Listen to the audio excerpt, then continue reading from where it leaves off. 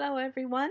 We had some unexpected snow just a couple days after Halloween, so I thought I would do a tutorial on this beautiful snowflake mandala that I designed last year. Now when I make snowflakes with my kids, we usually cut up some paper, we fold it up and then cut notches out of it and open it to make our snowflakes. But that's really not how snowflakes form. They are building on crystals around a piece of dust. And they kind of build and build and build out from the center, and that's what we do when we do dot mandalas. And I think that's really cool to think about how a snowflake builds from the center out with each little water molecule. So we're going to be using a 12 by 12 canvas today, and I'm going to use some Martha Stewart black satin.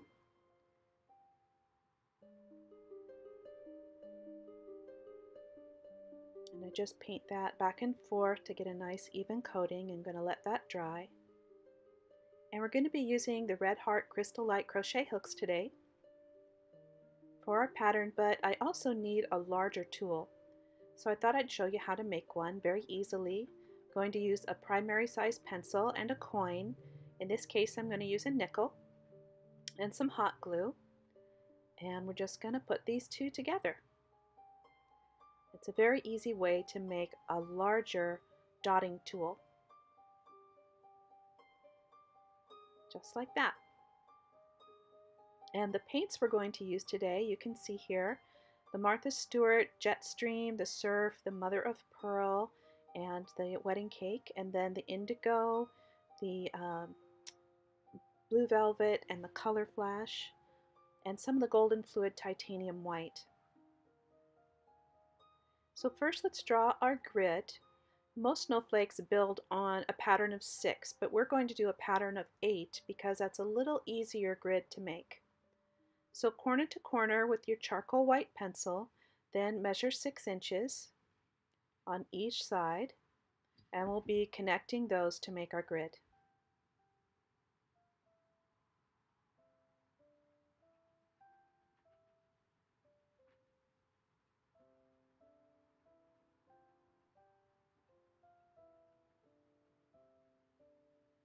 Let's mix up the first 3 paints. I'm going to put in a little puddle of the titanium white, then I'm adding Martha Stewart Pearl, and then the Color Flash, and then the Blue Velvet. This will give us a beautiful white, and then a pink, and then a light shade of purple.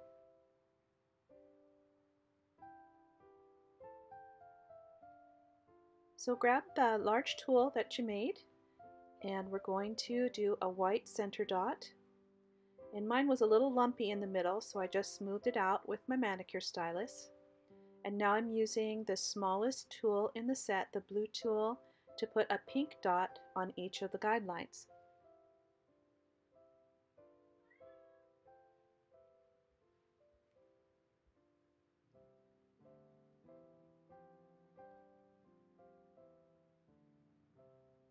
Now we'll be using the same tool with the purple, also on the guidelines. And these colors are very light here, but they're going to darken as they dry, and you'll see more of a difference between the two of them. Now with your manicure stylus, we're going to put a white dot in between each of the pink dots.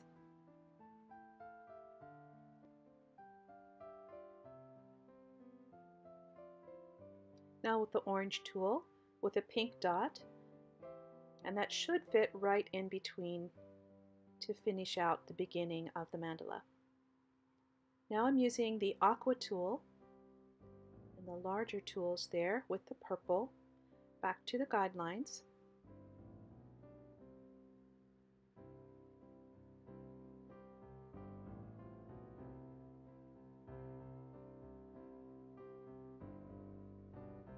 I'm going to mix up another color using the titanium white and that beautiful pearl, the blue. This is going to make a baby blue color.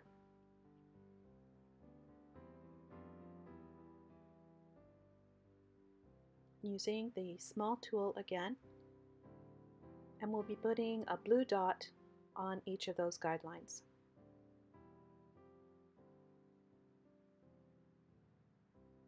And all of the colors we'll be using are very soft. We're trying to recreate the iridescence of snow. And now using the manicure stylus, I'll be putting a small dot on either side of that. And I'm using the large end of my manicure stylus. I have a large ball end and a small ball end. I'm using the large end on this, and then I'm going to walk those dots, but I'm not going to walk them in blue. I'm going to walk them in pink. So clean that off, and then you're going to dip it in the pink and then walk that up to the top. So this gives us a two-tone on this petal. It starts out blue and it fades to pink.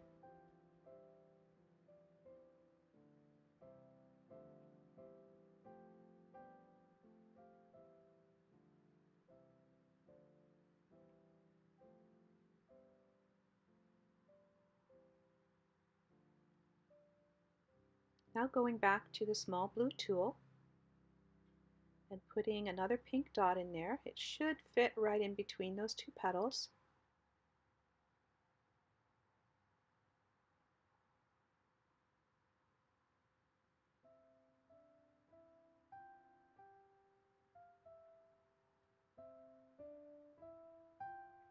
And we're going to switch over to the purple tool and put a white dot in between the two petals.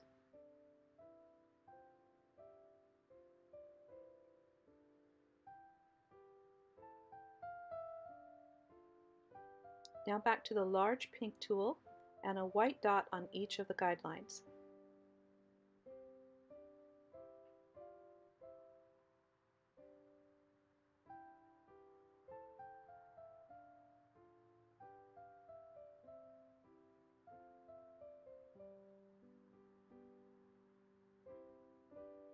Now I'm going to mix up another color using the darker blue, the indigo, with the titanium white. And you can see this paint is really thick. It's a little bit old, so I really had to stir to get that the right consistency.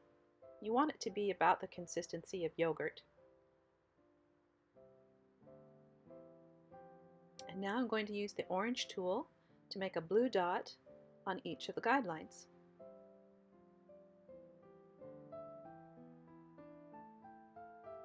And I'm turning the canvas so I don't end up dragging my arm across the wet paint. I've done that too often. So now I'm going to use the small blue tool to put a blue dot on either side of that.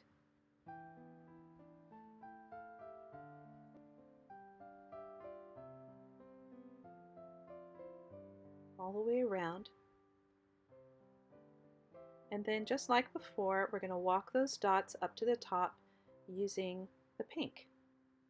But I wanted the pink to be a little bit more vibrant, so I added some more of the color shift purple to the previous pink just to bump up the color a little bit more. And we're going to walk those dots up. So this is really just a larger and slightly brighter version of the petal that's before it.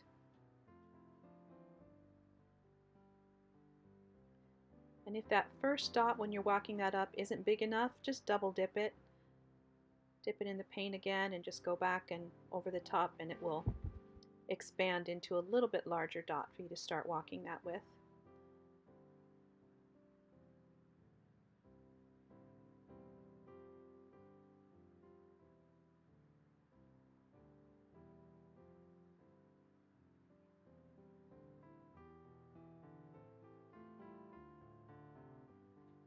I really like the effect of the two tones on these petals. Now I'm using this small blue tool and I'm putting two dots on either side of that medium-sized white dot. Should be enough room in there for you to get two dots in there and still leave some space.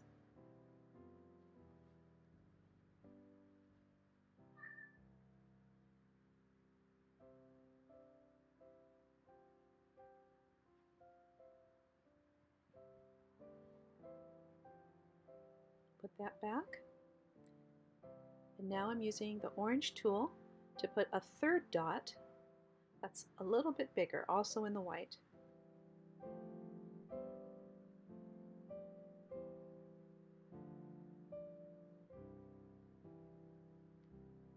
Now back to the light blue using the larger blue tool.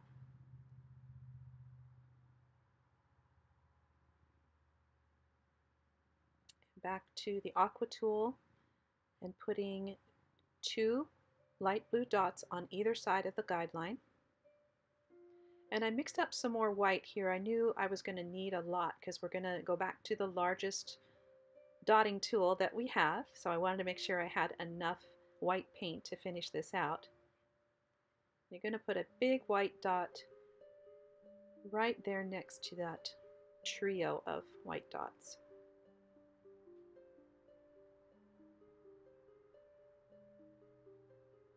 And just try and line it up. Look across the mandala to the other side and see if you're lining it up with that row. What we're really developing here is a row of primarily white dots and a row of primarily blue and purple dots.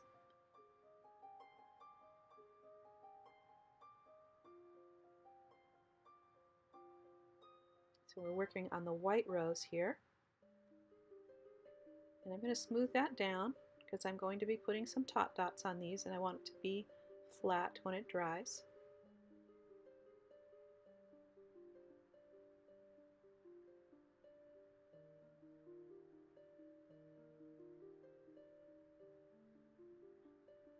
Now I'm going back to the white with my small tool and I'm going to put white dots around this, but I'm not going to walk them. I want these all to be the same size.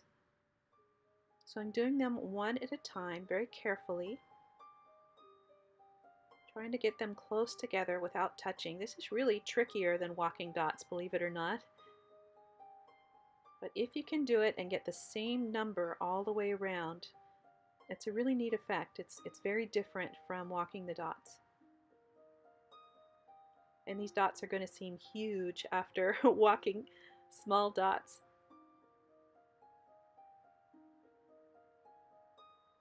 You'll see what it looks like here. It's just different when you get them all the way around. There they are. Now I've got the pink tool and I'm going to be putting a medium-sized white dot on the end of that row. And again, looking across to the other side and trying to line that up as best as I can.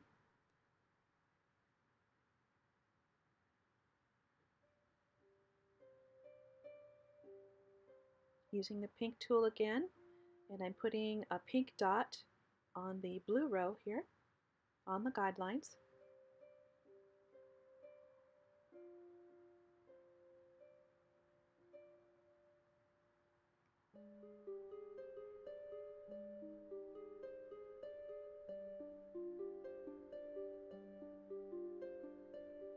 Now I've started to walk dots around that pink dot.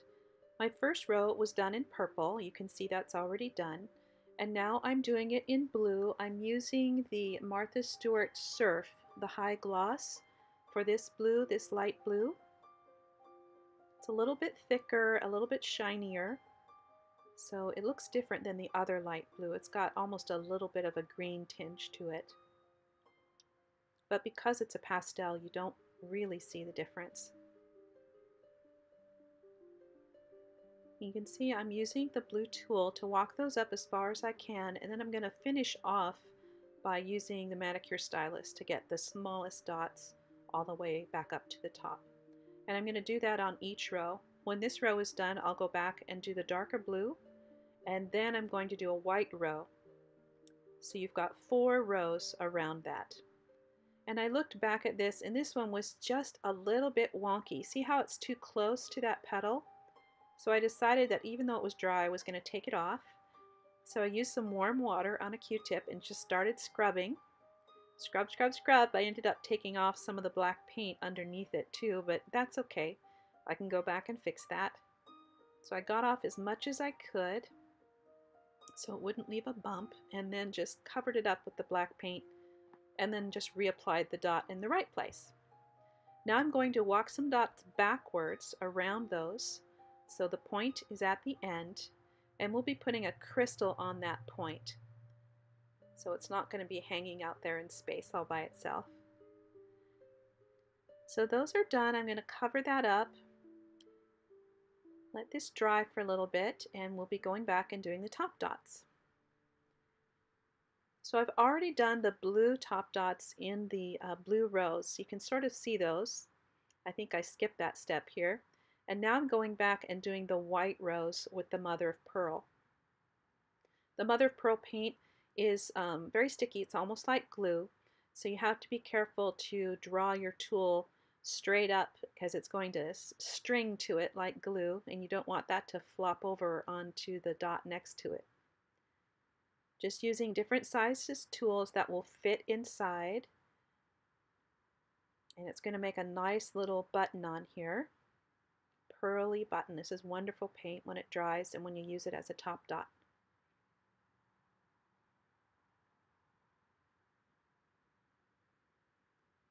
So there's the medium size, and then we'll use the pink tool to do a top dot on that largest white dot in the white row. Just loading it up with as much of that pearl paint as I can, but still I don't want it to drip on the way over there, so I'm careful when I pick it up and then when I place it. And then making sure to pull the tool straight up so that string of paint doesn't flop over. I want it to pull back down and to form a little button, and you can see that happening there.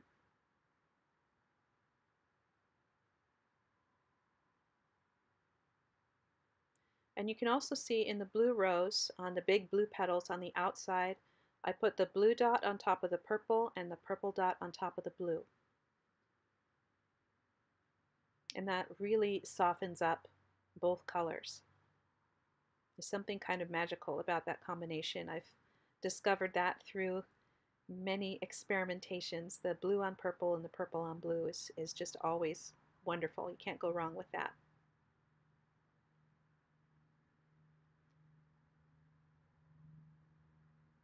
So now we're just about done with all of the mother of pearl top dots. I'm going to add a little bit of top dot on that very last one there. Last in the row. And then I think we're going to be going back toward the center and add one more.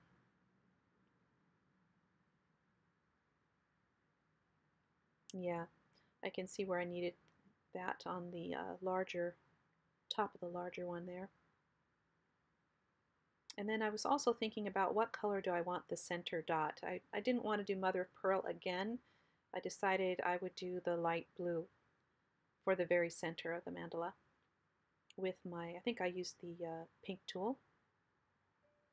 But first I wanted to finish off that petal. I wanted it to be a little bit more lacy. So I added a little bit of the mother of pearl to this blue and just a tad more of the blue and the titanium. Make sure I had enough. And I added a little bit of the purple to it to make it more of a periwinkle color. And then I put some top dots just on the end of these petals to make them look a little bit see-through or a little bit lacy.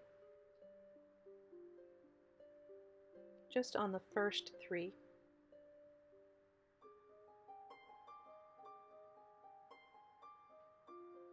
And now I'm going to put that center dot in there and we'll be all done with the top dots.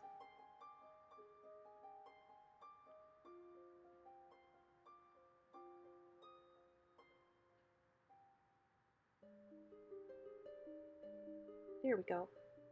Now I'm going to turn the canvas a little bit so you can see it's kind of hard in this lighting, but these top dots have given this mandala a lot of texture. And you'll see it as I turn it and lay it on its side and get the lighting there. Now you can see that there's much more depth and it just gives it a lot of visual interest to have the top dots on there. It takes time, but the effect is glorious.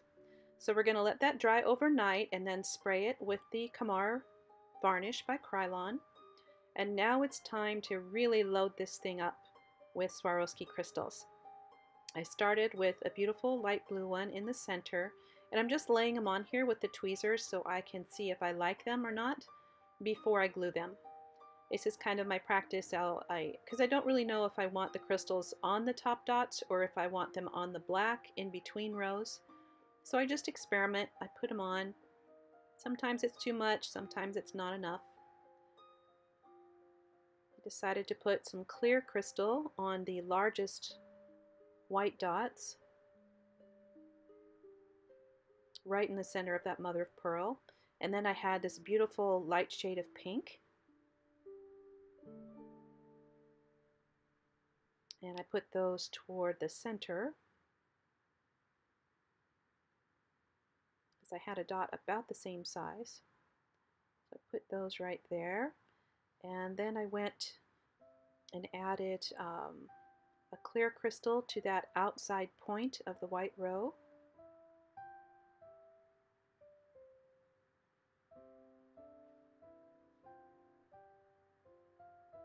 And then I had some of these beautiful iridescent crystals. They look sort of purple and blue at the same time. So I put that in between this trio of dots, right on that little black space. And I had another shade of blue that was almost a tanzanite. It was very pretty. I decided to put that on the light blue row of that petal.